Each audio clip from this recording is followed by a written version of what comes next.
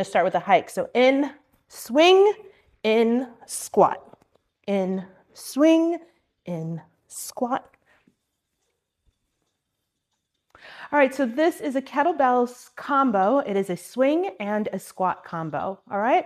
So this kind of move is one of my favorite moves. It works almost your entire body. I would dare say your entire body. So you've got a squat, which is great for your legs. The swing is good for your hamstrings, your arms, like everything is involved. And the fact that you're doing two movements at the same time is where you're getting all your brain work, which is my favorite part, okay? So we're gonna start with our legs, a little bit more than hip width apart, toes pointing a little bit out so that you have somewhere for your knees to go and space to go in between your legs, all right? So you're gonna get your kettlebell ready, tilt it to get it set. We're gonna start with a hike. So in, swing, in, squat. In, swing, in, squat, in, swing, in, squat, swing. Last one. Swing, in, squat, and down. All right, kettlebell swings. Really important that you are using the correct weight for your kettlebell.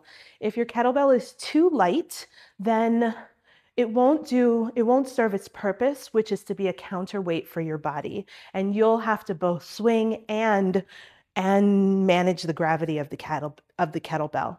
If you get a kettlebell that's too heavy, then you'll be all over the place. So one of the ways that the easiest way to tell if your kettlebell is too light is if you're going up, if you end up swinging your kettlebell way above shoulder height, that means it's too light, right? You're just throwing that thing around. It's not doing its job, which is being a counterbalance to you.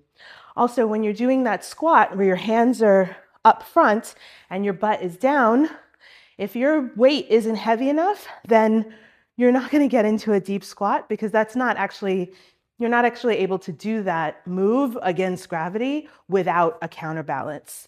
So you need that counterbalance, all right? So it's a very fine line between a kettlebell that's too light and a kettlebell that's too heavy, but make sure you're testing your boundaries, like testing your limits to see exactly where you are.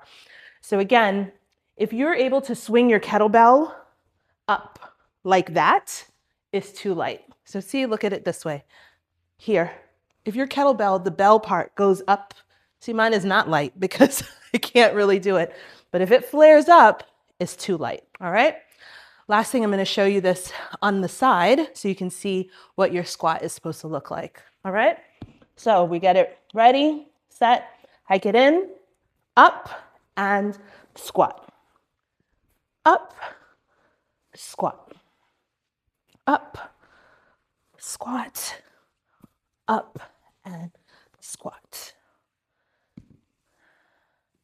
And that's a kettlebell combo, swing and squat.